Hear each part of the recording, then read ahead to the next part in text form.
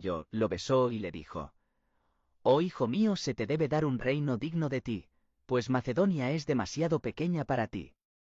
Educación. Viendo que la naturaleza de su hijo era inflexible y que se resistía a la coacción, pero que se dejaba llevar fácilmente por el buen camino mediante la persuasión, Filipo contrató al más famoso y erudito de todos los filósofos, Aristóteles, y le pagó un salario adecuado.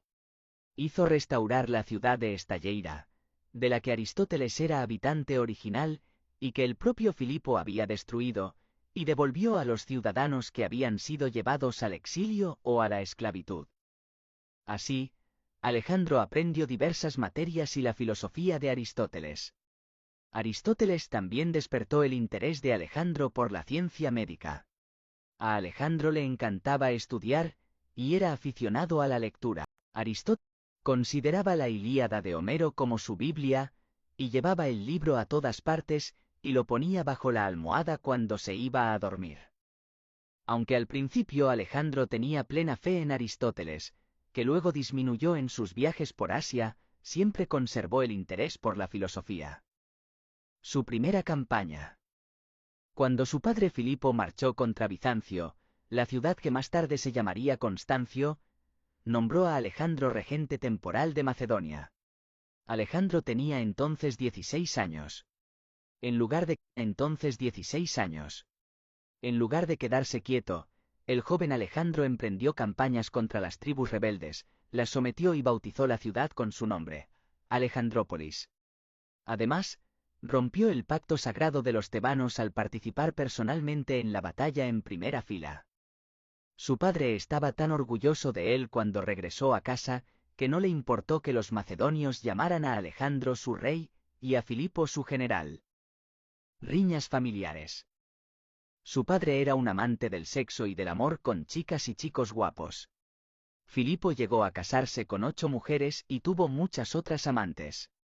Además tuvo como amante al menos a un muchacho, Eromenos, llamado Pausanias, al que más tarde cambió por otro más joven que curiosamente tenía el mismo nombre. Todos estos cambios de pareja provocaron intensos celos entre ellos, que tendrían graves consecuencias. La madre de Alejandro, Olimpia en particular, era muy celosa e incitaba a Alejandro contra su padre. Llegó a estallar abiertamente en el banquete nupcial celebrado con motivo del 5 matrimonio de Filipo, de 45 años, esta vez con Cleopatra, una muchacha de unos 13 de la que estaba locamente enamorado. En la fiesta, el tío de Cleopatra, Atalo, convocó borracho a los macedonios para rogar a los dioses que hicieran nacer de Filipo y Cleopatra un verdadero heredero al trono, al parecer en lugar de Alejandro. Ante esto Alejandro se enfureció tanto que, exclamando: «¡Qué desgraciado soy entonces un bastardo a tus ojos!», le arrojó una copa a la cabeza. Filipo se abalanzó sobre su hijo con la espada desenvainada, pero como estaba borracho, para felicidad de ambos se equivocó y cayó al suelo. Entonces Alejandro gritó honorablemente: «Mirad, amigos míos, con acento agudo, ese es el hombre que quiere cruzar de Europa para conquistar Asia, y ni siquiera puede cruzar de una orilla a otra sin caerse». Tras este insulto en estado de embriaguez, se llevó a su madre Olimpia lejos de la corte, a Epiro, donde su hermano Alejandro de Epiro era rey en condiciones de seguridad. Él mismo se instaló en Iliria, actual Albania. Pero al cabo de un tiempo, la ira de Filipo se calmó y se les permitió regresar. Pero la relación entre padre e hijo quedó dañada, y pronto volvieron a pelearse. El asesinato de Filipo. Filipo había dejado de lado a su antiguo Eromenos, Pausanias, por un chico más joven, y Pausanias estaba terriblemente celoso del chico.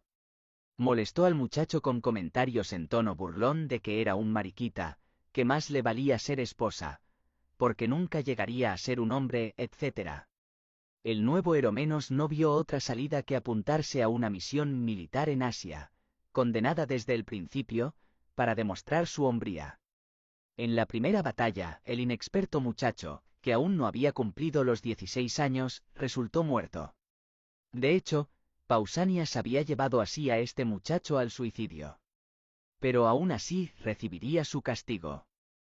El muchacho caído estaba emparentado con Atalo, el tío de la joven y amada Cleopatra. Atalo quiso vengarse e invitó a Pausanias a cenar con un grupo de unos 30 amigos. Allí Atalo lo emborrachó, algunos amigos lo agarraron, le arrancaron la ropa y juntos violaron analmente a Pausanias uno a uno de forma humillante. Pausanias fue al día siguiente a quejarse a Filipo, pero el rey no quiso castigar a Atalo, no solo porque hacía las veces de su suegro, sino también porque quería enviarlo pronto en misión militar a Asia. Filipo intentó calmar la ira de Pausanias elevándolo a su guardaespaldas.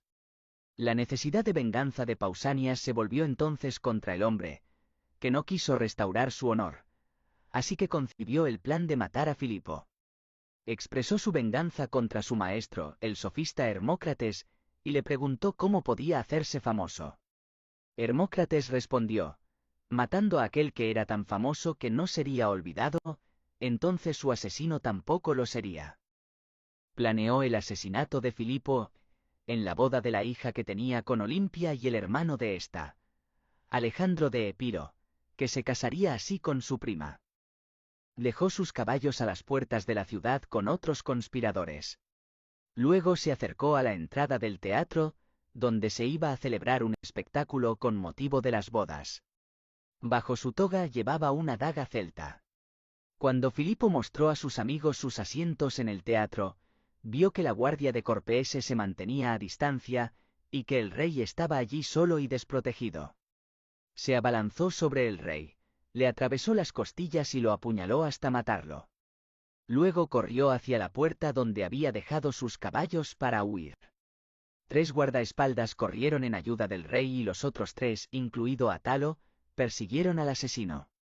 Sin duda, Pausanias habría escapado de no haber tropezado con una enredadera junto a su caballo.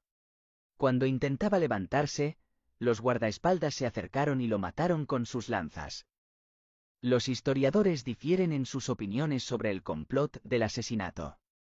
Muchos sostienen que Olimpia estaba detrás del asesinato y que incitó a Pausanias a cometerlo para conseguir que su hijo Alejandro ocupara el trono como heredero legítimo. En la cabeza de Pausanias se encontró una corona de oro, posiblemente regalada por Olimpia.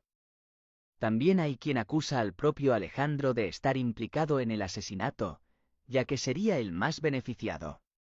Sin embargo, esto último es poco probable, dado el carácter honesto de Alejandro. Alejandro hizo horadar el cadáver de Pausanias, y lo exhibió durante días ante el pueblo para mostrar la vergüenza de un criminal. También localizó a los cómplices del complot y les impuso el castigo correspondiente. Después Pausanias y Filipo fueron incinerados al estilo macedonio. Olimpia, sin embargo, erigió un monumento a Pausanias. La daga utilizada para matar a Filipo fue colgada en el templo de Apolo por orden especial de Olimpia. Luego Olimpia mató a los 2 hijos de Cleopatra, la joven esposa de Filipo. Y finalmente obligó a Cleopatra a ahorcarse. Alejandro se indignó mucho por ello y dejó muy claro su disgusto a su madre, a la que por otra parte adoraba a manos llenas. Entonces Olimpia se retiró a Epiro por el momento. De su conducta se deduce que vio con buenos ojos el asesinato de Filipo, y que probablemente fue la autora intelectual del mismo. Probablemente no por casualidad en la boda, donde su familia debía estar presente en gran número.